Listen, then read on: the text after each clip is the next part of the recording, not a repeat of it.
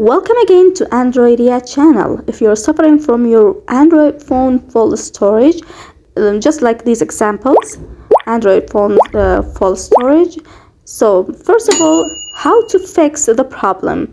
Well, some Android phones get full storages just because of WhatsApp automatically download photos or videos while chatting, or someone sending or receiving. So first of all, go to your WhatsApp, then go to settings, and then storage and data.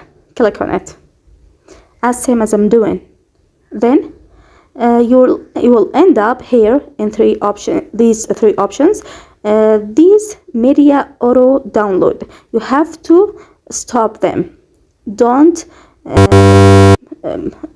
enable them.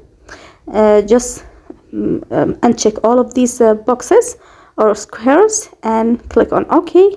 Then done, your storage is good.